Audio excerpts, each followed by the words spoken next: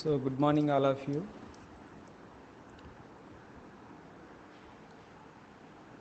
మనం లాస్ట్ క్లాస్లో lead silver system గురించి చెప్పుకుంటున్నాము. నేను చాలా డీటెయిల్గా నేను చెప్పాను. సో ఇంకొకసారి లాస్ట్ రివిజన్ ఒక్కసారి చేస్తే ఇంకా పూర్తి అవగాహన వచ్చేస్తుంది. సో లెడ్ సిల్వర్ సిస్టమ్ గురించి డీటెయిల్గా తెలిసిందనుకోండి, తర్వాత సాల్ట్ వాటర్ సిస్టమ్ అనేది ఈ లెడ్ సిల్వర్ సిస్టమ్కి సిమిలర్గా ఉంటుంది అనమాట. రెండు సిమిలర్గా ఉంటాయి. ఒకటి వస్తే ఇంకోటి ఈజీ. ఓకేనా?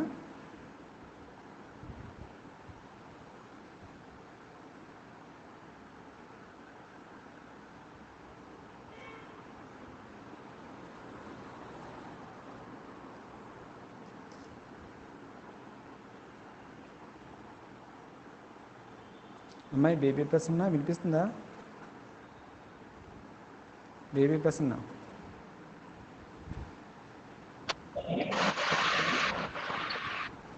వాయిస్ కట్ అయిపోతుందా?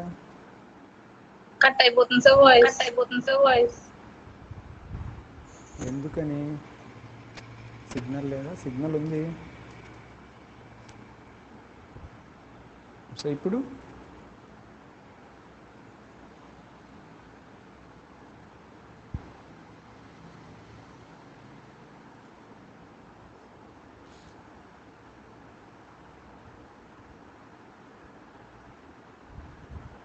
అమ్మాయి ఇప్పుడు వినిపిస్తుందా? దేవి ప్రసన్న సార్ వినిపిస్తుందా? అమ్మాయి వినిపిస్తుందా? వినిపిస్తుంది సార్. ఓకే.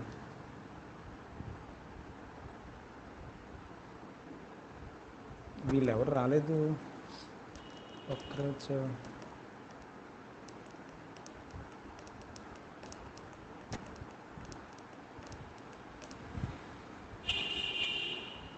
అమ్మాయి రుక్మిణి వినిపిస్తుందా? వస్తుంది సార్. ఓకే.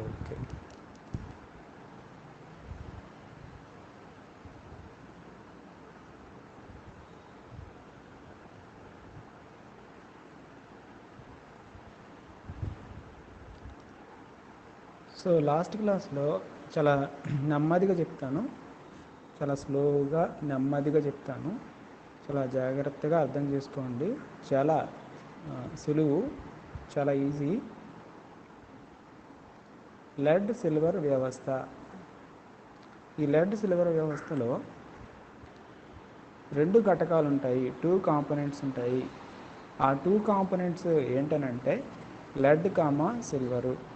అందుకని లెడ్ సిల్వర్ వ్యవస్థని ద్విఘటక వ్యవస్థ, 2 కాంపోనెంట్ సిస్టము అని చెప్పేసి అంటాం. మరి ఈ లెడ్ సిల్వర్ వ్యవస్థలో ఎన్ని ప్రావస్థలు ఉంటాయి, ఎన్ని ఫేజెస్ ఉంటాయి? 4 ఫేజెస్ ఉంటాయి జనరల్గా. ఏంటా 4 ఫేజెస్? ఒకటి సాలిడ్ సిల్వర్, ఘన సిల్వరు. 2 సాలిడ్ లెడ్, ఘన లెడ్. సో ఈ రెండింటిని కలిపి వాటి యొక్క ద్రవీభవన స్థానాల వరకు వేడి చేసినట్లయితే అవి గలనం చెందుతాయి. గలనం చెంది ఒకదానితో ఒకటి కలిసిపోయి ద్రావణాన్ని ఏర్పరుస్తాయి. అలా ఏర్పడిన ద్రావణం 3వ ప్రావస్థ, అవునా, 3rd ఫేజు అవుతుంది. సో గలన స్థితిలోని సిల్వర్ మరియు లెడ్ల యొక్క ద్రావణము, solution of silver and lead in molten state. ఇంకా 4th ఫేజ్ ఏంటంటే, 4వ ప్రావస్థ ఏంటనంటే బాష్పము, వేపర్ ఫేజ్. ఈ వేపర్ ఫేజ్ని మనం నెగ్లెక్ట్ చేస్తాము అని చెప్పేసి చెప్పుకున్నాము. ఎందుకనంటే సాధారణంగా ఈ లెడ్ సిల్వర్ల యొక్క బాష్పీభవన స్థానాలు చాలా అత్యధికంగా ఉంటాయి. ఈ లెడ్ సిల్వర్ సంబంధించినటువంటి వేపర్ ఫేజు బాష్పరూపం పొందాలంటే చాలా అత్యధిక ఉష్ణోగ్రతలు వేడి చేయాల్సి ఉంటుంది. కాబట్టి అది ప్రాక్టికల్గా అసాధ్యం. కాబట్టి వేపర్ ఫేజ్ అనేది మనం నెగ్లెక్ట్ చేస్తూ ఉంటాం. ఓకేనా? సో ఈ విధంగా 4 ప్రావస్థల్లో 3 ప్రావస్థలే మనం కన్సిడర్ చేస్తాం. తర్వాత ఈ 3 ప్రావస్థలు ఏ స్థితిలో ఉన్నాయి? ఒకటి సాలిడ్ స్టేట్లో, ఇంకోటేమో సొల్యూషన్ స్టేట్లో ఉంది. అంటే ఈ ప్రావస్థలు అనేవి ఘనపదార్థంగా కానీ ద్రావణ రూపంలో కానీ ఉన్నాయి. ఘనపదార్థంగా ద్రావణ రూపంలో ఉన్నటువంటి వ్యవస్థలపైన పీడనం యొక్క ప్రభావం అనేది ఉండదు. సో పీడనం యొక్క ప్రభావం ఎప్పుడైతే లేదో పీడనం అనేటువంటి చరాంశాన్ని, ప్రెజర్ అనేటువంటి వేరియబుల్ని మనం నెగ్లెక్ట్ చేయొచ్చు అన్నమాట. మరి ఇలాంటి వ్యవస్థని ప్రభావితం చేసేటటువంటి చరాంశాలు ఏంటి, వేరియబుల్స్ ఏంటి అని అంటే రెండే వేరియబుల్స్. ఒకటి కాంపోజిషను, 2 టెంపరేచరు, సంఘటనము, అదేవిధంగా ఉష్ణోగ్రత. అందుకనే మన ఫేజ్ డయాగ్రామ్లో ఏమేమి ఉన్నాయి? ఎక్స్ అక్షం పైన కాంపోజిషను, వై అక్షం పైన టెంపరేచర్, ఉష్ణోగ్రత, ఇవి 2 మాత్రమే తీసుకున్నాము. పీడన ప్రభావం లేదు కాబట్టి ఆ పీడన ప్రభావాన్ని మనం ఇక్కడ కన్సిడర్ చేయలేదు. ప్రావస్థ చిత్రంలో కూడా పీడనాన్ని అనేటువంటిది అన్ని చూపించలేదు. ఓకేనా? సో ఇప్పుడు ఈ ప్రావస్థ చిత్రాన్ని గమనించినట్లయితే ఇక్కడ ఏ అనేటువంటి పాయింట్ ఉంది అవునా? ఈ ఏ అనేటువంటి పాయింట్ దేన్ని సూచిస్తుంది అంటే పరిశుద్ధమైనటువంటి సిల్వర్ యొక్క ద్రవీభవన స్థానాన్ని సూచిస్తుంది. The point A represents the melting point of pure silver అనా కదా? సో ఏ అనేటువంటి పాయింట్ సిల్వర్ యొక్క మెల్టింగ్ పాయింట్ని రిప్రజెంట్ చేస్తుంది. అంటే సిల్వర్ని మనం 960 డిగ్రీల సెంటీగ్రేడ్ వరకు వేడి చేసినట్లయితే అది ద్రవంగా మారుతుందన్నమాట, లిక్విడ్గా మారుతుంది. సో ఆ ఉష్ణోగ్రతని ఏమంటాం అనమాట? మెల్టింగ్ పాయింట్, ద్రవీభవన స్థానము అని చెప్పేసి మనం అంటాము. నెక్స్ట్ బి అనేటువంటి పాయింట్ని తీసుకున్నాం అనుకోండి, మనకి రైట్ హ్యాండ్ సైడ్ బి అనేటువంటి పాయింట్ ఉంది చూడండి. సో బి అనేటువంటి పాయింట్ దేన్ని తెలియజేస్తుందనంటే ఈ లెడ్ యొక్క పరిశుద్ధమైనటువంటి లెడ్ యొక్క ద్రవీభవన స్థానాన్ని, మెల్టింగ్ పాయింట్ని రిప్రజెంట్ చేస్తుంది పాయింట్ బి. ఎంత ద్రవీభవన స్థానం లెడ్ది? 327 డిగ్రీ సెంటీగ్రేడ్. ఓకేనా? ఇంతవరకు క్లియర్ కదా? సో వై అక్షం పైన మనం ఉష్ణోగ్రతను తీసుకున్నాము, ఎక్స్ అక్షం పైన మనం సంఘటనాన్ని తీసుకున్నాము. మనం లెఫ్ట్ నుంచి రైట్కి ఆలోచిస్తున్నాం అనుకోండి, ముందు దీని గురించే మాట్లాడదాము. లెఫ్ట్ నుంచి రైట్కి మాట్లాడదాం, తర్వాత మనకి రెండో డైరెక్షన్లో ఆలోచిద్దాం. తర్వాత ముందు లెఫ్ట్ నుంచి రైట్కి మాట్లాడదాం. ప్రారంభంలో మనకి ప్యూర్ సిల్వర్ని తీసుకున్నాం. ప్యూర్ సిల్వర్ అంటే అర్థం ఏంటి? అందులో లెడ్ కలపలేదు అని అర్థం. ప్యూర్ సిల్వర్ తీసుకున్నాం కాబట్టి సిల్వర్ 100% తీసుకుంటాం. పీబీ కలపలేదు కాబట్టి 0% తీసుకుంటాం. ఇప్పుడు లెఫ్ట్ నుంచి రైట్కి ఏమవుతున్నట్టు అర్థం? సో ఏమవుతుంది అంటే సిల్వర్కి ఏం చేస్తామో స్లోగా నెమ్మదిగా లెడ్ను కలుపుతూ వెళ్తాం. నెమ్మదిగా లెడ్ను కలుపుతూ వెళ్ళినప్పుడు ఇక్కడ ఏమవుతుంది? లెడ్ యొక్క శాతం పెరుగుతుంది, సిల్వర్ యొక్క శాతం తగ్గుతుంది. అంతే కదా? ప్రారంభంలో ఎవరి యొక్క ఆధిక్యత ఎక్కువగా ఉంది? సిల్వర్ యొక్క ఆధిక్యత ఎక్కువగా ఉంది, 100% ఎక్కువగా ఉంది. ఎప్పటి వరకు ఉంటుంది అలా ఆధిక్యత? నువ్వు లెడ్ను కలపనంత వరకు. లెడ్ను కలుపుతున్నావు అనుకోండి, ఇప్పుడు ఏమవుతుంది? లెడ్ యొక్క ఆధిక్యత ఏమైపోతుంది? ఇప్పుడు పెరుగుతుంది. లెడ్ యొక్క ఆధిక్యత పెరిగే కొలది అప్పుడు ఏమవుతుందంటే సిల్వర్ యొక్క ఆధిక్యత అంటే పర్సంటేజ్ ఏమైపోతుంది అన్నమాట? తగ్గుతుంది. అంటే లెఫ్ట్ నుంచి రైట్కి మనం ఆలోచించినప్పుడు సిల్వర్ యొక్క పర్సంటేజ్ తగ్గుతుంది, లెడ్ యొక్క పర్సంటేజ్ ఇంక్రీజ్ అవుతుంది. చూడండి పాయింట్ ఈ దగ్గర చూడండి, ఇది ఈ అనేటువంటి పాయింట్, జాగ్రత్తగా గమనించాలి. సో ఈ అనేటువంటి పాయింట్ దగ్గర సిల్వర్ పర్సంటేజ్ తగ్గిపోతుంది అని అన్నాం కదా. ఈ డైరెక్షన్లో ఎంతకు తగ్గిందో చూడండి, సిల్వర్ 2.4%కి తగ్గింది. మరి లెడ్ పెరుగుతుంది కదా, లెడ్ యొక్క పర్సంటేజ్ ఎంతకు పెరిగింది? 97.6%కి పెరిగిందని గుర్తుపెట్టుకోండి. ఓకే, ఎంతవరకు క్లియర్ కదా? సో ఇంతవరకు క్లియర్. సో ఈ విలువలు గుర్తుపెట్టుకోవాలి. ఓకేనా? అదేవిధంగా ఈ కాంపోజిషన్ కూడా, ఈ దగ్గర ఉన్నటువంటి కాంపోజిషన్ కూడా మనం గుర్తుపెట్టుకోవాలి. సో విలువలతో సహా గుర్తుపెట్టుకోవాలి. ఇప్పుడు మనం ఒకే కాన్సెప్ట్ తీసుకుని ఎక్స్ప్లెయిన్ చేస్తున్నాను. ఇంతకుముందు 2 కాన్సెప్ట్లు తీసుకుని ఎక్స్ప్లెయిన్ చేశాను.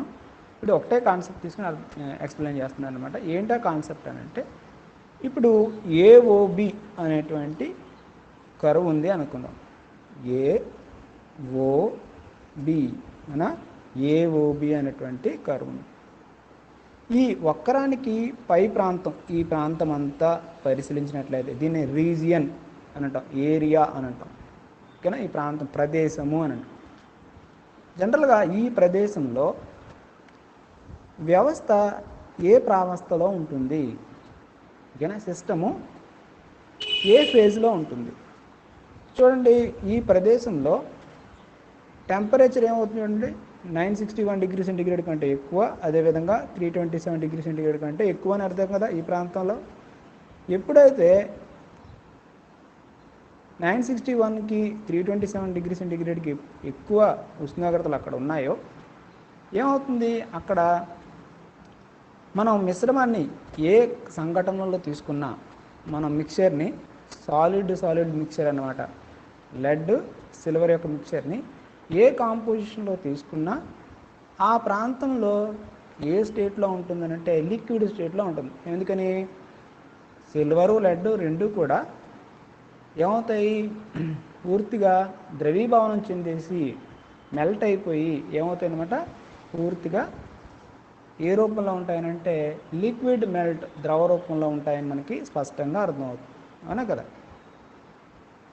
అంతేనా? ఏ కాంపోజిషన్ తీసుకున్నా ఏ నిష్పత్తుల్లో లెడ్ సిల్వర్ని కలిపినా ఉష్ణోగ్రతలు ఆ ప్రాంతంలో ఉన్నాయనుకో, 961 కంటే ఎక్కువ, 327 కంటే ఎక్కువ ఉన్నాయనుకోండి, ఆ మిశ్రమంలో ఉన్నటువంటి లెడ్ సిల్వర్ రెండు కూడా ద్రవీభవనం చెందేస్తాయా?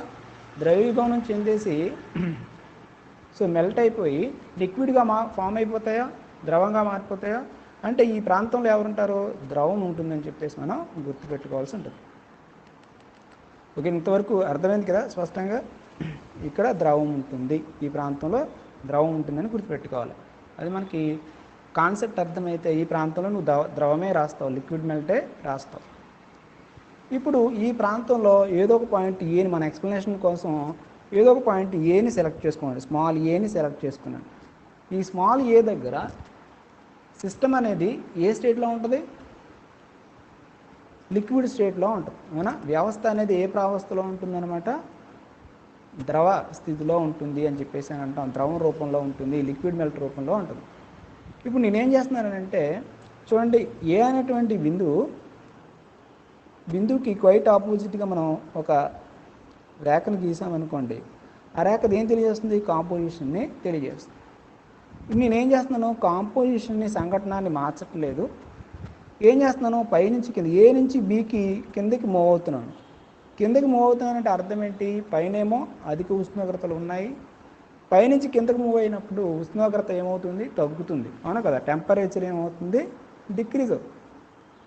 నేనేం కాంపోజిషన్ ఏమీ మార్చదు, కాంపోజిషన్ కాన్స్టెంట్గా ఉంది. అవునా కదా? ఇక్కడ కాన్స్టెంట్గా ఉంది. పైనుంచి కిందకి మనం ఏ నుంచి బీకి వెళ్ళే కొద్ది కాంపోజిషన్ ఏమైనా మారుతుందా?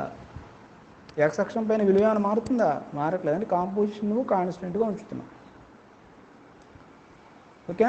సో ఈ కాంపోజిషన్, ఈ సంఘటన ఉన్నటువంటి మిశ్రమము సిల్వరు మరియు లెడ్ యొక్క మిశ్రమాన్ని తీసుకున్నట్లయితే, ఆ మిశ్రమాన్ని తీసుకుని ఏ అనేటువంటి స్థానంలో తీసుకున్నట్లయితే, ఏ అనేటువంటి స్థానంలో ఆ మిశ్రమము పూర్తిగా ద్రవ రూపంలో ఉంటుంది. అలాంటి మిశ్రమాన్ని తీసుకుని నువ్వేం చేస్తున్నావు? ఉష్ణోగ్రతను తగ్గిస్తున్నావు. పైనుంచి కిందకి, వయక్షం పైన పైనుంచి కిందకి వెళ్ళే కొలది ఉష్ణోగ్రత తగ్గుతుంది అని చెప్పేసి మనకి తెలుసు. సో నువ్వు ఉష్ణోగ్రతను తగ్గించినప్పుడు ఏమవుతుంది? ఉష్ణోగ్రత తగ్గించడం అంటే అర్థం ఏంటంటే లిక్విడ్ని తీసుకుని చల్లబరచడం అని అర్థం చేసుకోవాలి. ఉష్ణోగ్రతను తగ్గించడం అంటే చల్లబరచడం, కూల్ చేయడం అని గుర్తుపెట్టుకోవాలి. ఎప్పుడైతే లిక్విడ్ని తీసుకుని కూల్ చేసామో, జనరల్గా లిక్విడ్ని కూల్ చేస్తే ఏమవుతుంది? అది సాలిడ్గా ఫామ్ అవుతుంది. అవునా కదా? ఘన పదార్థంగా మారుతుంది. మరి ఏ ఉష్ణోగ్రత వద్ద అయితే ఈ లిక్విడ్ ఘన పదార్థంగా మారుతుందో, సాలిడ్గా ఫామ్ అవుతుందో, ఆ టెంపరేచర్ మనం ఏమంటాం? ఫ్రీజింగ్ పాయింట్, ఘనీభవన స్థానము అని అంటాం. అవునా కదా? ద్రవము ఘనంగా ఏ ఉష్ణోగ్రత వద్ద మారుతుందో ఆ ఉష్ణోగ్రతని ఘనీభవన స్థానము అని చెప్పేసి అని అంటాం. అంతేనా?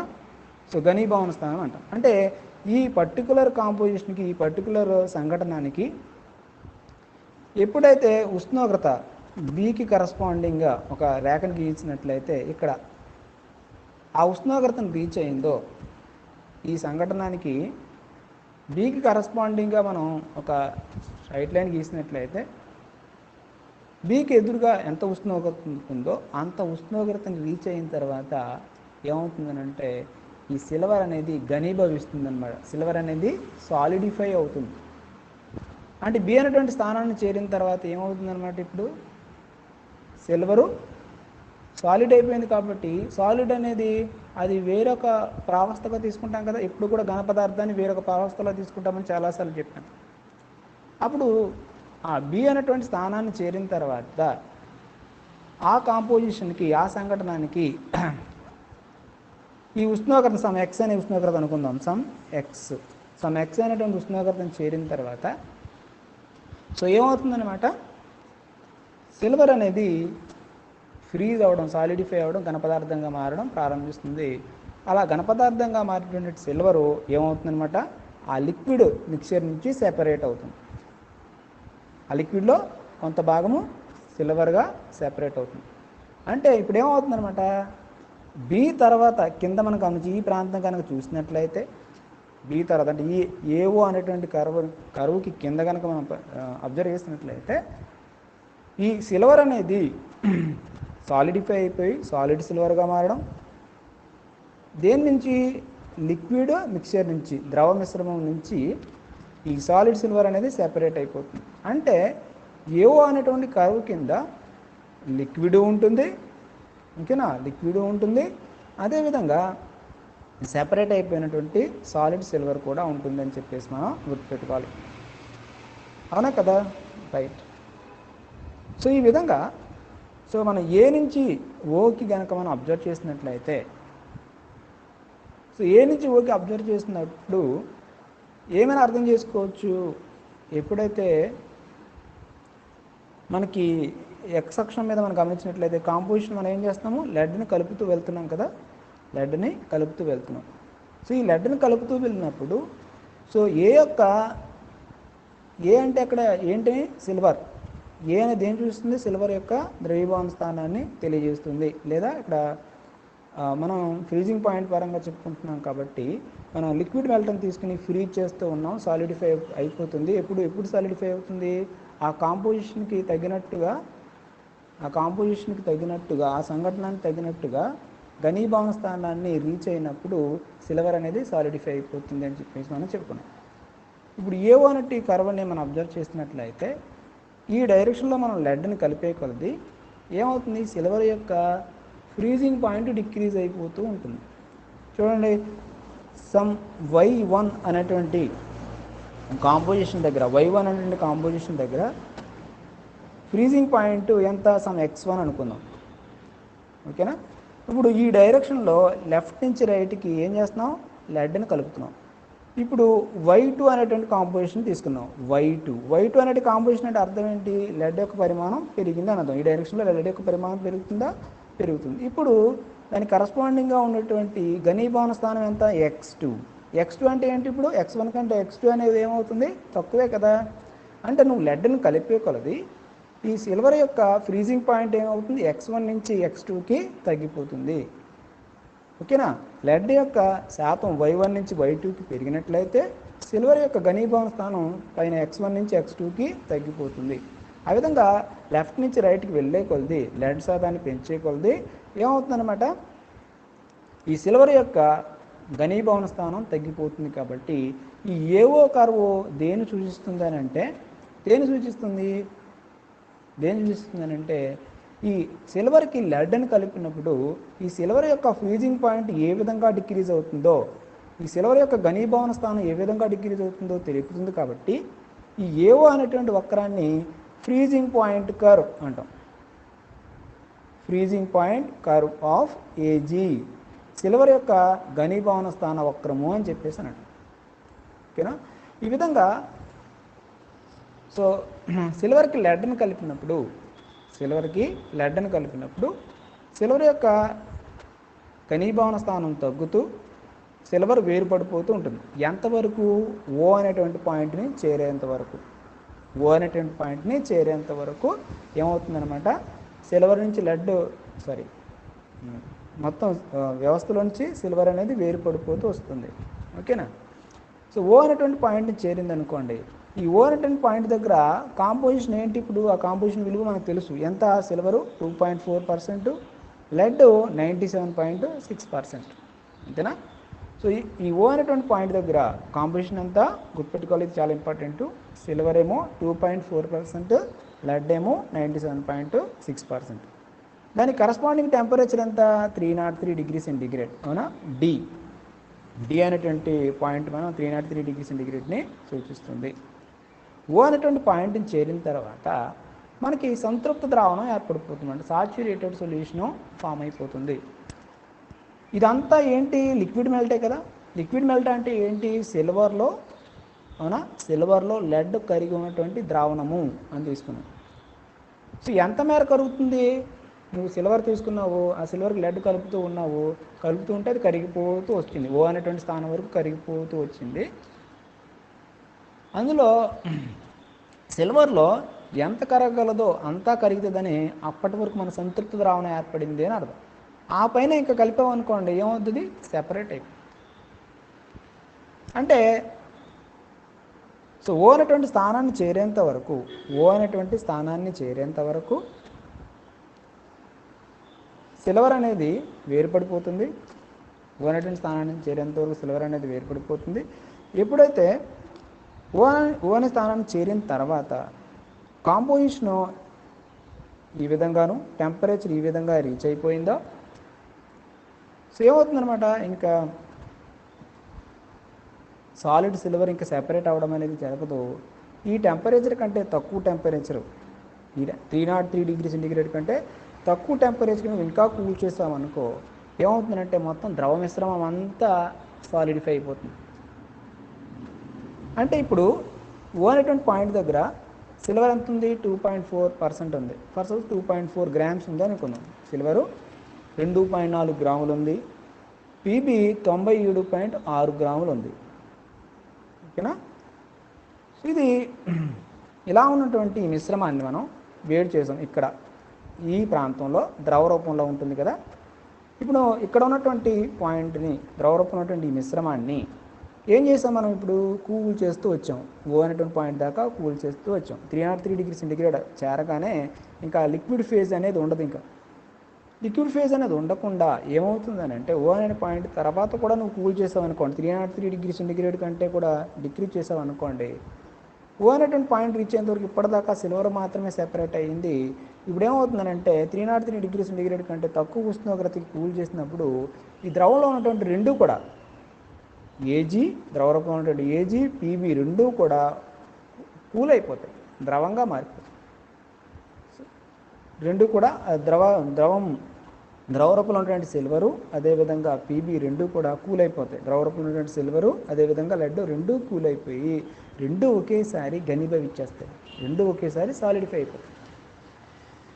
అంటే ఓ అనేటువంటి స్థానం తర్వాత మనకి సాలిడిఫై అయిపోయినటువంటి మిశ్రమంలో, ఘనీభవించినటువంటి మిశ్రమంలో ఎవరుంటారు? రెండు ఉంటారు.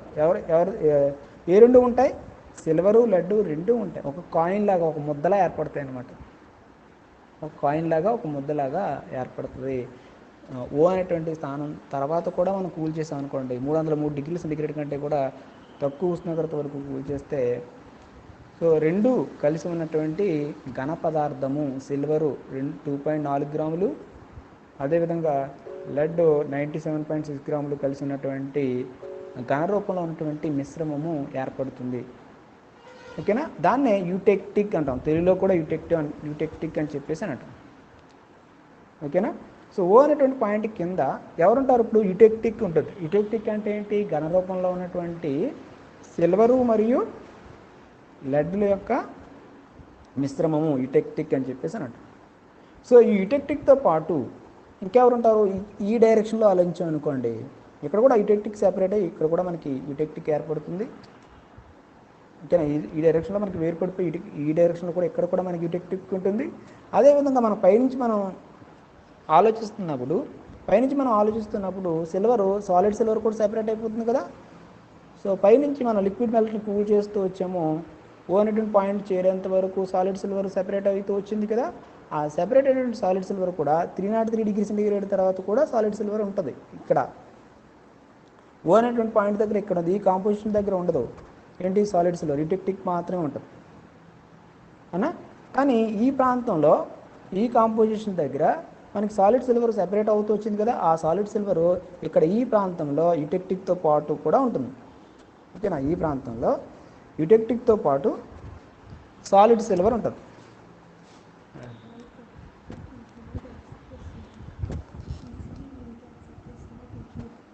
తెలీదు, లింక్ ఈ లింక్ పెట్టిన యాక్సెప్ట్ చేస్తుందండి.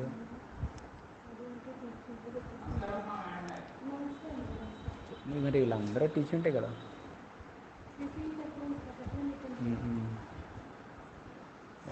యాక్సెప్ట్ చేస్తుందండి. ఇది ఈ లింక్ అంటున్నారు అసలు మనం యూట్యూబ్లో పెట్టి పేస్ట్ చేస్తున్నాం ఏదైనా సరే. మరి మేడం గారు కూడా అంతే డైరెక్ట్ పెట్టేస్తాం. అదే మేడం గారు వేరే ఏదో సాఫ్ట్వేర్ వేసుకున్నారంట డౌన్లోడ్ చేయడానికి.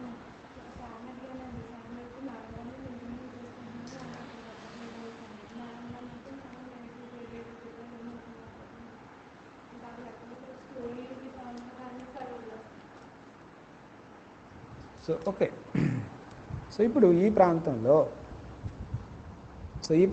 యూటెక్టిక్ ఉంటుంది, పైనుంచి సెపరేట్ అవుతూ వచ్చినటువంటి సాలిడ్ సిల్వర్ కూడా ఉంటుంది.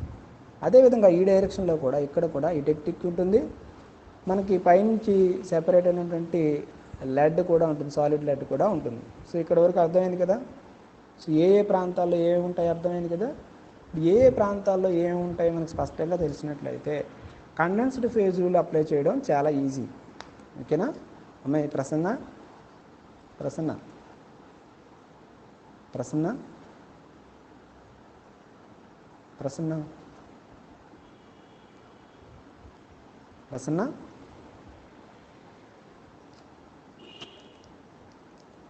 అమ్మాయి రుక్మిణి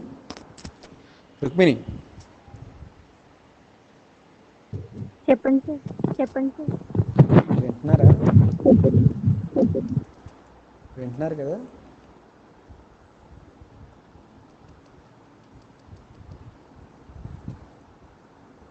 అమ్మాయి రుక్మిణి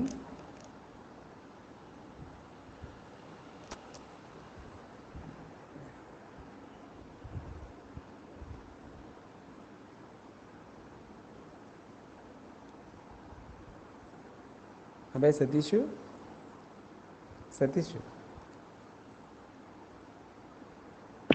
అబ్బాయి అది వింటున్నావా, అర్థమవుతుందా? Okay right.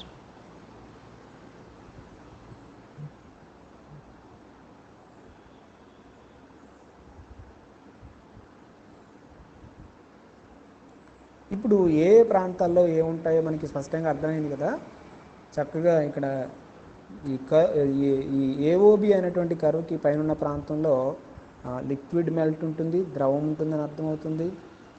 సో ఈ ఏఓ కర్వ్కి కింద ఉన్నటువంటి ఈ ప్రాంతం దీన్నే ఏఓడి అనేటువంటి ప్రాంతం అంటాం. ఈ ప్రాంతంలో ఏమవుతుంది, సాలిడ్ సిల్వర్ సెపరేట్ అవుతూ వచ్చింది కాబట్టి ఆ సాలిడ్ సిల్వర్ ఉంటుంది. దేని నుంచి, లిక్విడ్ మిక్చర్ నుంచి, ద్రవం నుంచి సెపరేట్ అవుతూ వచ్చినటువంటి సాలిడ్ సిల్వర్ ఉంటుంది. అలాగే లిక్విడ్ కూడా ఉంటుంది. సో రెండూ ఉంటాయి ఈ ప్రాంతంలో. ఆ తర్వాత ఇక్కడ ఈ ప్రాంతంలో పైనుంచి సెపరేట్ అవుతూ వచ్చినటువంటి సాలిడ్ సిల్వర్ ఉంటుంది.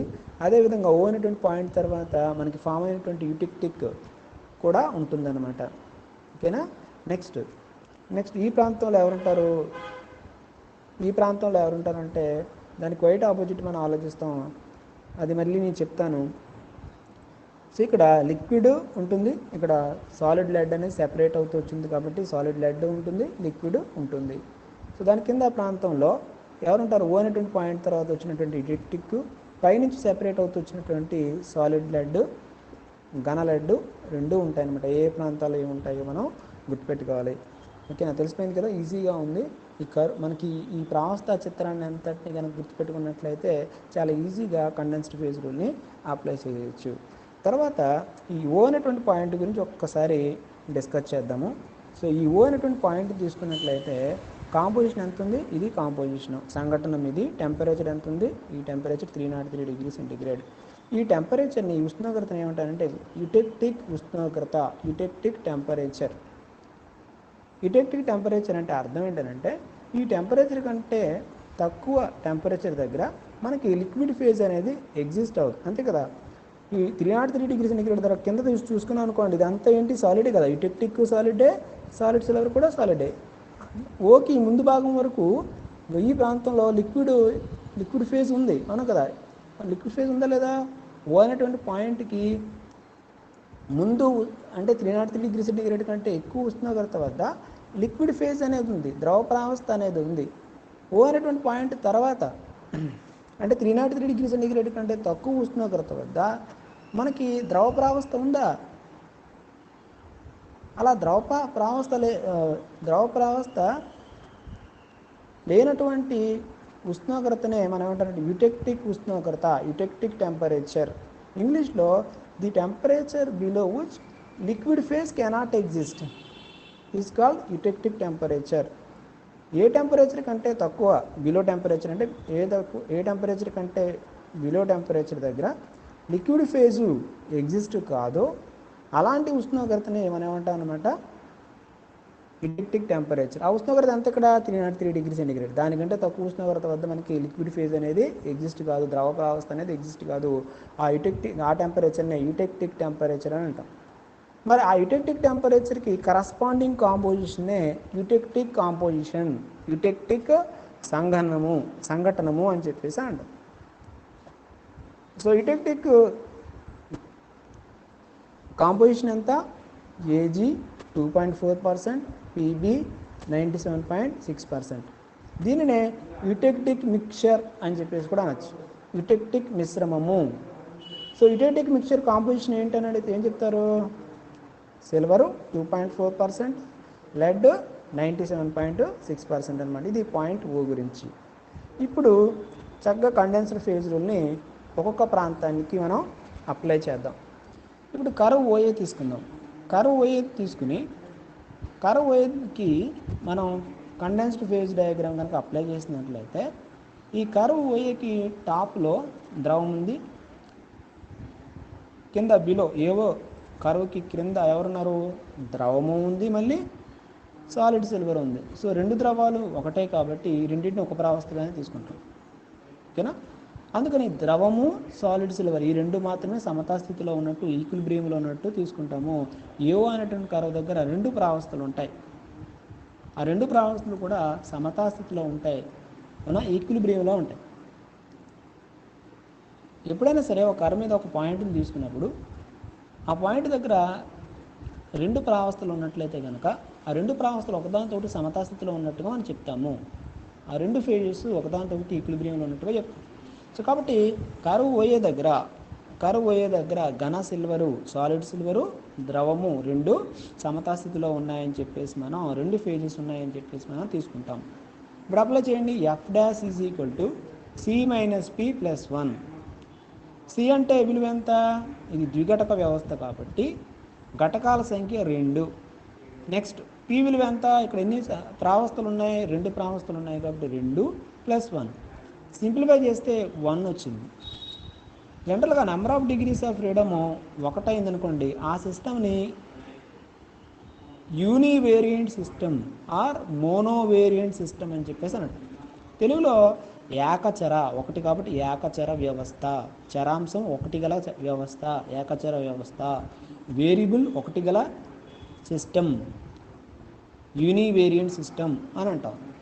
నెక్స్ట్ కర్వ్ ఓబీ తీసుకున్నాం అనుకోండి. ఈ కర్వ్ ఓబీ దగ్గర చూడండి ఏమేమి ఉన్నాయి. కర్వ్ ఓబీ దగ్గర ఏదో ఒక పాయింట్ తీసుకున్నాం అనుకోండి. ఈ ఓబీ కర్వ్కి పైన ఎవరున్నారు? ద్రవం ఉంది. క్రింద ఎవరున్నారు? ద్రవము మరియు ఘన lead, liquid plus solid lead. So ఇక్కడ ద్రవం ఉంది, ఇక్కడ ద్రవం ఉంది కాబట్టి ఏదో ఒక ద్రవాన్ని తీసుకోవాలి. రెండు ఒకే రకానికి చెందినటువంటి ద్రవాలు కాబట్టి ద్రవము, సాలిడ్ లెడ్ రెండు కూడా సమతాస్థితిలో ఉన్నట్టుగా తీసుకోవాలి. సో ఇక్కడ కూడా నెంబర్ ఆఫ్ ఫేజెస్ ఎన్ని వస్తాయనంటే ఒకటో వస్తాయి. Number of degrees of freedom ఎన్ని వస్తాయి? ఒకటి వస్తుంది. సింప్లిఫై చేస్తే ఎలా వచ్చింది తెలుసు కదా.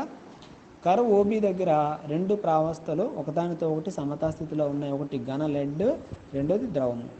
సో అప్లై చేయండి condensed phase rule.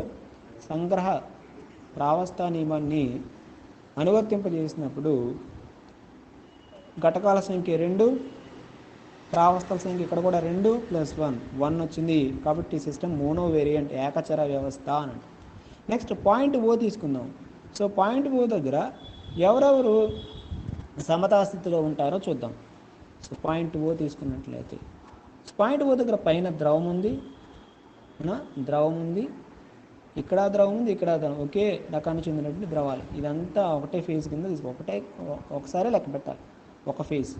Next solid silver ఒక ఫేజు, సాలిడ్ లెడ్ మరొక ఫేజు, అవును కదా, మరొక ప్రావస్థ. ఇప్పుడు కూడాను ప్రతి సాలిడ్ విడిగా ఒక ప్రావస్థను ఏర్పరుస్తుందని చెప్పేసి మనం చెప్పుకున్నాం. కాబట్టి సాలిడ్ సిల్వర్ ఒక ప్రావస్థను ఏర్పరుస్తుంది, సాలిడ్ లెడ్ మరొక ప్రావస్థని ఏర్పరుస్తుంది.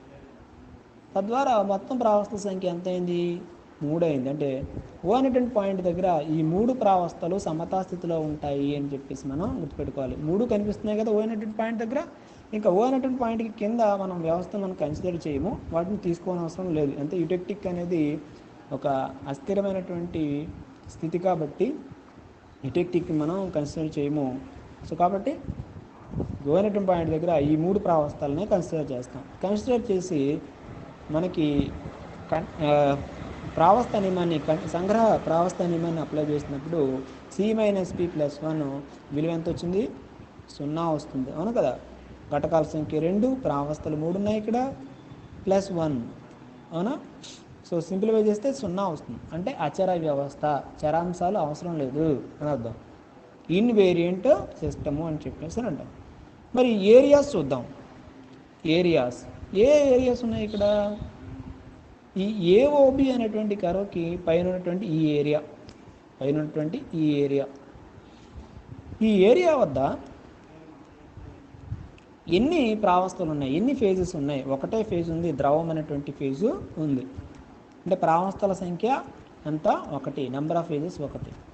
ఇప్పుడు ఇందులో ప్రతిక్షేపించండి. ఘటకాల సంఖ్య 2, తర్వాత ప్రావస్థల సంఖ్య 1, తర్వాత +1.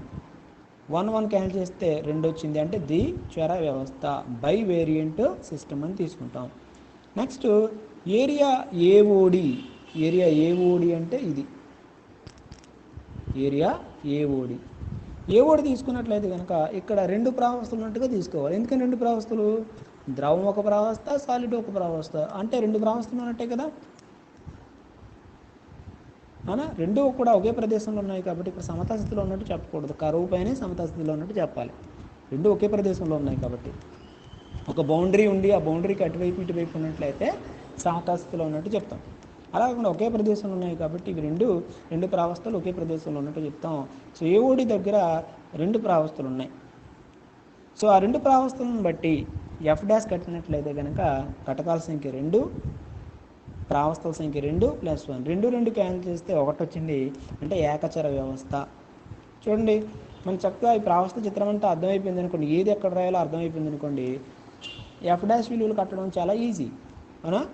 ఆ విధంగా ఏరియా BOC తీసుకున్నాము. సో ఏరియా BOC తీసుకున్నప్పుడు ఇక్కడ ఎవరెవరున్నారు? ద్రవము ప్లస్ ఘన lead, liquid plus solid lead 2 ఉన్నాయి, అవునా. అంటే 2 ప్రావస్థలు ఉన్నట్టు మనం తీసుకుంటాం. F' విలువ కట్టినట్లయితే ఇక్కడ కూడా 1 వస్తుంది, ఏకచర వ్యవస్థ అవుతుంది. నెక్స్ట్ ఇంకొక ప్రాంతం DOE అనేటువంటి ప్రాంతాన్ని తీసుకుందాం. DOE చెప్పాం కదా, ఇక్కడ ఈ అనేటువంటి పాయింట్ రిప్రజెంట్ చేస్తామని. ఈ అంటే యుటెక్టిక్ అని అర్థం. సో DOE ప్రాంతంలో ఎవరెవరు ఉన్నారు? యుటెక్టిక్ అంటే సిల్వరు మరియు లెడ్ కలిసినటువంటి ఘన రూపంలో ఉన్నటువంటి మిశ్రమము ప్లస్ ఇంకొక సాలిడ్ సిల్వర్. 2 వేరువేరు సాలిడ్ని 2 వేరువేరు ప్రావస్థగా తీసుకోవాలి. కాబట్టి DOE అనేటువంటి ప్రాంతంలో ఎన్ని ప్రావస్థలు ఉన్నట్టు? 2 ప్రావస్థలు. అంటే P విలువ 2 అని తీసుకోవాలి, C విలువ 2. సబ్స్టిట్యూట్ చేసినట్లయితే మోనో వేరియంట్ సిస్టమ్ అని చెప్పేసి మనకి వస్తుంది. అలాగే ఏరియా COE ప్రాంతం తీసుకుందాం. COE ఇక్కడ కూడా ఎవరెవరు ఉన్నారు ఇంతకుముందులాగే యుటెక్టిక్, సాలిడ్ లెడ్. సో మనం ఎఫ్ డాష్ విలువను కట్టినట్లయితే కనుక సో ఎఫ్ డాష్ విలువ ఇక్కడ ప్రావస్థల సంఖ్య 2 కాబట్టి ఘటకాల సంఖ్య 2. సో సింప్లిఫై చేస్తే 1 వస్తుంది. ఏకచర వ్యవస్థ, మోనోవేరియంట్ సిస్టమ్ అని చెప్పేసి అంటాం. ఇది లెడ్ సిల్వర్ సిస్టమ్ గురించి. ఓకేనా? చాలా స్పష్టంగా అర్థమైంది కదా. చాలా ఈజీ, అర్థం చేసుకుంటే ప్రావస్థ చిత్రం మీకు చక్కగా అర్థమైతే చాలా ఈజీ. ఇప్పుడు ఇంకో కాన్సెప్ట్ ఏంటంటే ఈ ప్రావస్థ చిత్రాన్ని ఉపయోగించి జాగ్రత్తగా వినాలి. ఈ కాన్సెప్ట్ను ఉపయోగించి ఈ లెడ్ యొక్క ధాతువు నుంచి పీబీఎస్, లెడ్ యొక్క ధాతువు ఏంటి? లెడ్ అనేది ఒక ఖనిజం కదా, ఒక మినరల్ కదా. లెడ్ అనేది ఒక మినరల్, అవునా? సో ఈ లెడ్ అనేది ఏ రూపంలో దొరుకుతుందంటే పీబీఎస్ రూపంలో, పీబీఎస్ అనేటువంటి ఓర్ రూపంలో దొరుకుతుంది. సో ఈ పీబీఎస్ అనేటువంటి ఓర్ని కనుక మనం, ఓకేనా, పీబీఎస్ అనేటువంటి ఓర్ని కనుక మనం శుభ్రపరిస్తే, ప్యూరిఫై చేస్తే మనకి ప్యూర్ లెడ్ అనేది వస్తుంది అనమాట. ప్యూర్ లెడ్ మీరు ఇంటర్మీడియట్లో నేర్చుకుంటారు. ఎక్స్ట్రాక్షన్ ఆఫ్ మెటల్స్ అని చెప్పేసి, లోహాల నిష్కర్షణలో సాధారణ సూత్రాలు అని చెప్పేసి ఇంటర్మీడియట్లో నేర్చుకుంటూ ఉంటారు. జనరల్గా లెడ్ని మనకి లెడ్ అనేది ప్రకృతిలో ఏ రూపంలో దొరుకుతుందంటే పీబీఎస్ రూపంలో దొరుకుతుంది. సో ఈ పీబీఎస్ని ఏం చేస్తారు? అనేక దశల్లో శుభ్రం చేసి దాని నుంచి పూర్తిగా లెడ్ను వేరు చేస్తారనమాట. సో ఈ పీబీఎస్ని మనం ఏంటంటే ఈ ధాతు యొక్క పేరు ఏంటంటే గెలీనా. గెలీనా దీని పేరు, పీబీఎస్ పేరు. ఈ ధాతు యొక్క పేరు గెలీనా. ఇంగ్లీష్లో కూడా గెలీనా, GALENA, గెలీనా అని చెప్పేసి మనం అంటాం. ఇప్పుడు ఈ పీబీఎస్ ధాతువుతో పాటు, ఈ పీబీఎస్ ఓర్తో పాటు, గెలీనాతో పాటు స్మాలర్ అమౌంట్స్లో సిల్వర్ అనేది కూడా ఒక మలినంగా ఉంటుంది. స్మాలర్ అమౌంట్స్లో ఎవరు ఉంటారు? సిల్వర్ కూడా ఒక మలినంగా ఉంటుంది. ఇప్పుడు ఆ సిల్వర్ని వేరు చేయాలి. దీన్నే డీసిల్వరైజేషన్ అంటాం, డీసిల్వరీకరణము.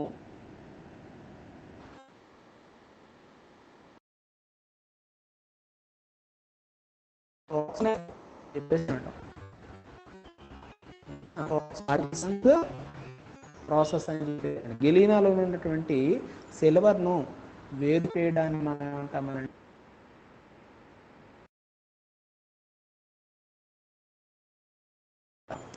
సో ఇక్కడ ఈ గెలీనా నుంచి సిల్వర్ని డీసిల్వరైజేషన్ అని చెప్పేసి అంటాం. డీసిల్వరీకరణ, డి అంటే తీసేయడం. ఎవరిని? సిల్వర్ని. ఎక్కడి నుంచి? పీబీఎస్ అనేటువంటి ధాతువు నుంచి తొలగించటం.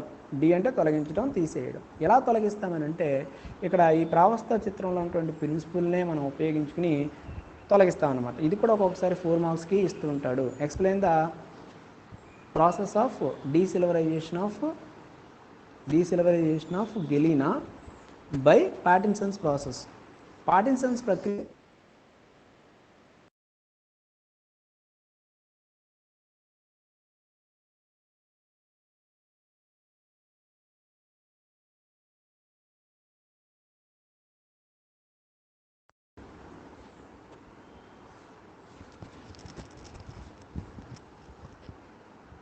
అమ్మాయి వినిపిస్తుందా?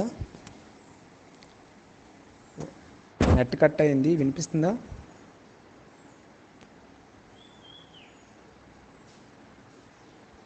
అమ్మాయి ప్రసన్న, రుక్మిణి,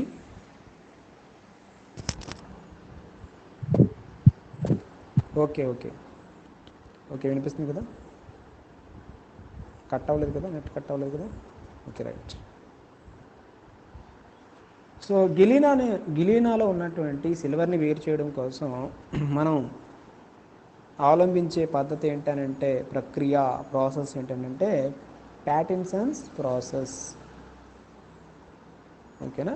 ఇప్పుడు ఏం చేస్తారంటే ఈ లెడ్ సిల్వర్ కలిగినటువంటి మిశ్రమాన్ని ఏం చేస్తారంటే ఒక తొట్టెలో తీసుకుని, ఒక స్టీల్ పాత్రలోనో లేకపోతే ఇనప తొట్టెలోనో తీసుకుని వేడి చేస్తారనమాట. వేడి చేసినప్పుడు ఎంతవరకు వేడి చేస్తారు? అందులో ఉన్నటువంటి లెడ్ సిల్వరు రెండూ కరిగిపోయేంత వరకు వేడి చేయాలి. అంటే వాటి యొక్క ద్రవీభవన స్థానాల కంటే 961 డిగ్రీల సెంటీగ్రేడ్, అదేవిధంగా 327 డిగ్రీల సెంటీగ్రేడ్ కంటే ఎక్కువ ఉష్ణోగ్రత వరకు వేడి చేయాలి. వేడి చేసినప్పుడు అవి రెండు కరిగిపోతాయి కదా, ఆ రెండు కరిగిపోయి మనకి ఏం ఫామ్ అవుతుంది? లిక్విడ్ మెల్ట్ ఫామ్ అవుతుంది. అంటే ఇప్పుడు ఎక్స్ అనేటువంటి స్థానంలో మనం ఒక బిందువుని ఊహించుకుందాం. సో ఈ బిందువు వద్ద ఈ సిల్వర్ యొక్క కాంపోజిషన్ చాలా స్వల్పంగా ఉంటుంది కదా. మనం ఈ డైరెక్షన్లో ఆలోచించినప్పుడు లెడ్ ఏమో 100% ఉంటుంది, సిల్వర్ ఏమో చాలా ప్రారంభంలో 0 ఉంటుంది, ఉండే కొద్ది సిల్వర్ పెరుగుతూ ఉంటుంది.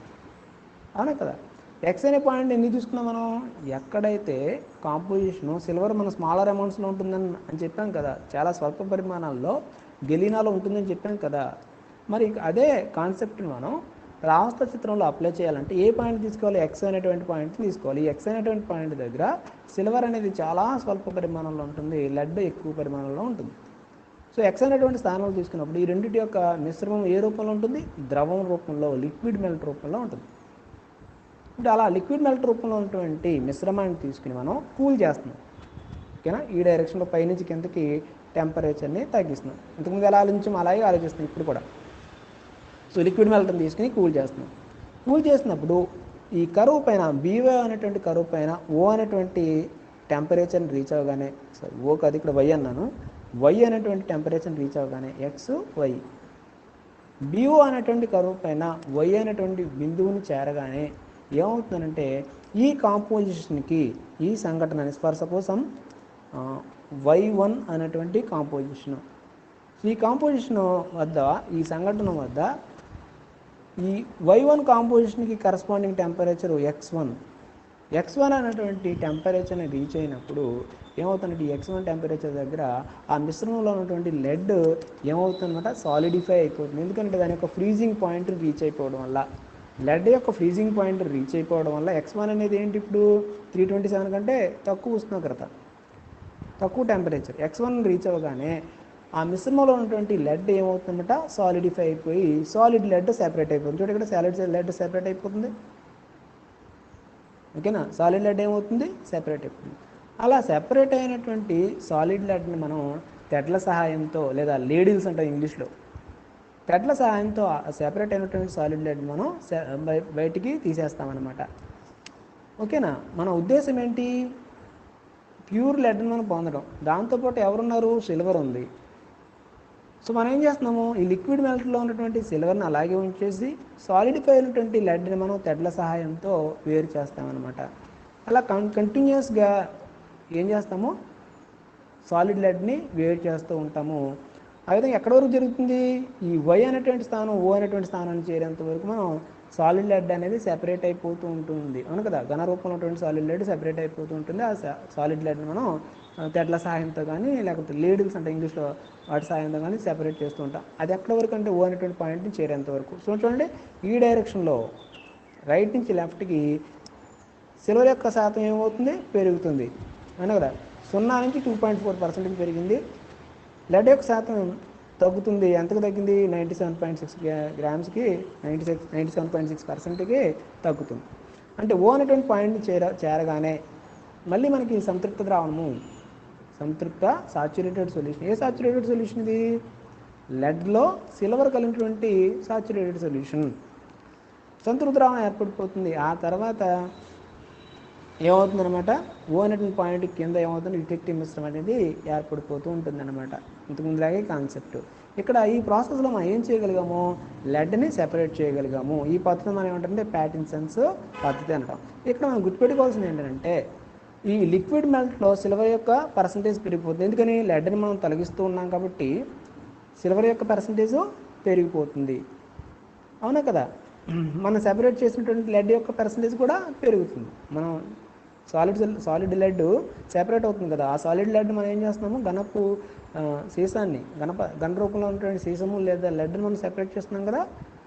సో ఏమవుతుంది? సో ప్రాసెస్ కంటిన్యూ అయ్యే కొద్ది ఏమవుతుంది? లెడ్ యొక్క శాతం పెరుగుతుంది. అదేవిధంగా లిక్విడ్ మెల్ట్లో ఉన్నటువంటి సిల్వర్ యొక్క శాతం కూడా పెరుగుతుంది. ఎందుకు సిల్వర్ యొక్క శాతం పెరుగుతుంది? ఎప్పుడైతే మనం లెడ్ని సెపరేట్ చేసేస్తామో ఆ మిశ్రమంలో లెడ్ ఉంటుంది కదా, లెడ్ యొక్క ఆధిక్యత తగ్గిపోతుంది కదా, అంటే సిల్వర్ యొక్క పర్సంటేజ్ పెరుగుతుంది అని అర్థం. అంటే లిక్విడ్ మెల్ట్లో సిల్వర్ యొక్క పర్సంటేజ్ పెరుగుతుంది, మనం కలెక్ట్ చేసినటువంటి పదార్థంలో లెడ్ యొక్క పర్సంటేజ్ పెరుగుతుంది. లెడ్డే కదా మనకు కావాల్సింది. దాన్ని ఇంకా డీటెయిల్గా మనం చెప్పడం కోసం ఒక డయాగ్రామ్ ద్వారా చెప్పొచ్చు. ఏంటో డయాగ్రామ్ అని అంటే చూడండి ఒకసారి, ఒక డయాగ్రామ్ ద్వారా చెప్దాము. ఆ పార్టిసన్స్ ప్రక్రియని ఒక డయాగ్రామ్ రూపంలో చెప్పినట్లయితే చూడండి, ఇలా ఉంటుంది డయాగ్రామ్. ఇదిగో ఓకేనా. ఇక్కడ మనం తీసుకున్నటువంటి లిక్విడ్ మెల్ట్ ఏ రూపంలో చూడండి, లిక్విడ్ మెల్ట్ ఏ రూపంలో ఉంది, ద్రవ రూపంలో ఉంది అవునా కదా, లిక్విడ్ ఫామ్లో ఉంది. ఈ లిక్విడ్ ఫామ్లో ఉన్నటువంటి లిక్విడ్ మెల్ట్ని మనం ఈ డైరెక్షన్లో ఏం చేస్తున్నాం, కూల్ చేస్తున్నాం, కూలింగ్ అంటాం. ఇంకైనా చల్లబరుస్తున్నాం. చల్లబరుస్తున్నప్పుడు ఏమైంది చూడండి, ఇక్కడ ఇంతకుముందు మొత్తం అంతా లిక్విడ్ ఫామ్లోనే ఉంది. ఎప్పుడైతే కూల్ చేస్తున్నామో ఆ కాంపోజిషన్ తగ్గట్టుగా ఫ్రీజింగ్ పాయింట్, లెడ్ యొక్క ఫ్రీజింగ్ పాయింట్ని లేదా లెడ్ యొక్క ఘనీభవన స్థానాన్ని రీచ్ అవగానే లెడ్ ఏమైంది, సాలిడిఫై అయిపోయి సెపరేట్ అయిపోయింది చూడండి. ఆ విధంగా ప్రాసెస్ కంటిన్యూ చేస్తాం అనుకోండి, ఇలా సెపరేట్ అయిన లెడ్ని మనం వేరు చేస్తాం, అది వేరే విషయం. ఓకే, ఈ ప్రాసెస్ని అలా కంటిన్యూ చేస్తాం అనుకోండి, కాంపోజిషన్ ఏమవుతుంది, లేకపోతే మనం ఈ ప్రాసెస్ని కంటిన్యూ చేయడం అంటే కూల్ చేస్తూ ఉన్నాం అనుకోండి, ఏం సెపరేట్ అయిపోయి లెడ్ యొక్క శాతం కూడా ఏమైపోతుంది, పెరిగిపోతూ ఉంటుంది. ఎంతవరకు పెరుగుతుంది, ఓ అనేటువంటి పాయింట్ రీచ్ అయ్యేంత వరకు. ఓ అనేటువంటి పాయింట్ రీచ్ అయిన తర్వాత కాంపోజిషన్ ఏమైపోతుంది, 2.4% సిల్వరు, 97.6% లెడ్. ఈ కాంపోజిషన్ చేరిన తర్వాత నువ్వు లెడ్ని సెపరేట్ చేయలేవు. ఇంకా ఈ రెండు కలిసి ఉన్నటువంటి మిశ్రమం, ఇటెటిక్ మిశ్రమాన్ని మాత్రమే మనం పొందగలం. ఈ ఓ అనేటువంటి పాయింట్ని చేరేంత వరకు మనం లెడ్ని మనం సెపరేట్ చేయగలం అనమాట. దీన్నే పార్టిన్సన్స్ ప్రాసెస్, పార్టిన్సన్ ప్రక్రియ అని చెప్పేసి అన్నాడు. ఇక్కడ జాగ్రత్తగా అబ్జర్వ్ చేసినట్లయితే ఏమైంది, ఈ కూలింగ్ చేస్తున్నప్పుడు amount of solid lead increases, అంతే కదా మనం చెప్పుకున్నది కదా, సాలిడ్ లెడ్ ఇంక్రీజ్ అవుతుంది కదా. ప్రారంభంలో ఏమీ లేదు సాలిడ్ లెడ్, సో ఈ డైరెక్షన్లో ఏమైంది, సాలిడ్ లెడ్ ఇంక్రీజ్ అయింది. అదేవిధంగా సిల్వర్ పరంగా చెప్పినప్పుడు ఈ లిక్విడ్ మెల్ట్లో ఎవరు మిగిలిపోతారో, సిల్వర్ మిగిలిపోతుంది కదా.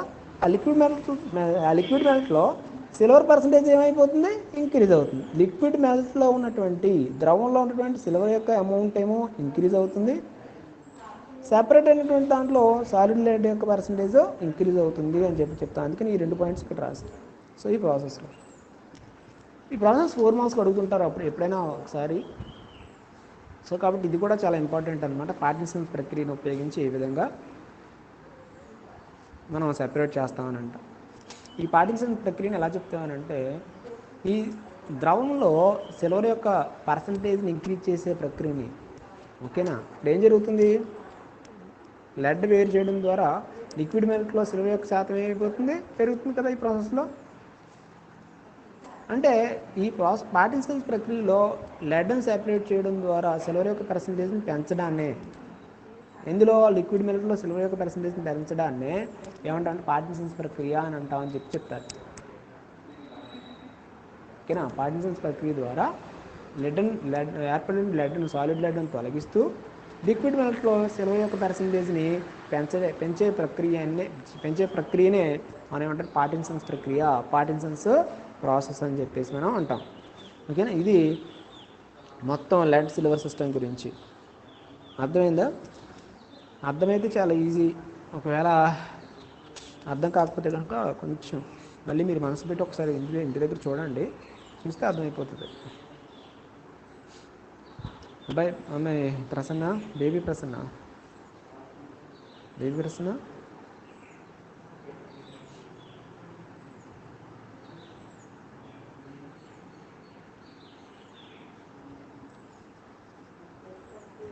లక్ష్మీ ప్రసన్న, ఆర్ఎల్ ప్రసన్న, వినిపిస్తుందా, అర్థమైందా?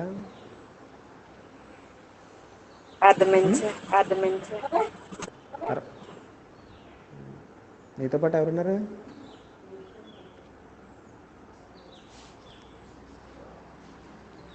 అమ్మాయి ప్రసన్న, బేబీ ప్రసన్న, ఎవరు లేరు సార్. ఓకే. బేబీ ప్రసన్న అంటే ఒక గ్రూప్లా వింటే అటెండెన్స్ కూడా వేసుకోవచ్చని. ప్రసన్న, బేబీ ప్రసన్న మాట్లాడు.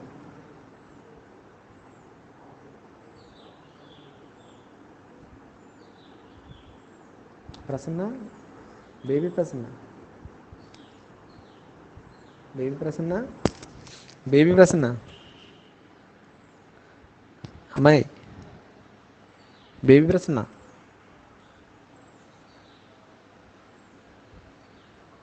బేబీ ప్రసన్న,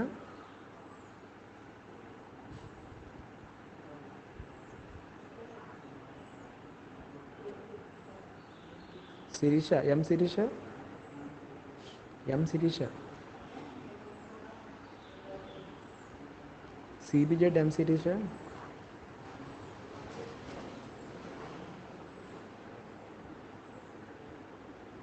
ఒక్కొక్కరు వెళ్ళిపోతున్నారు. సరే అయితే క్లాస్ ఎండ్ చేస్తున్నాను. మీకు అందరికీ వినిపించిందే అనుకుంటున్నాను. సో క్లాస్ ఎండ్ చేస్తున్నాను.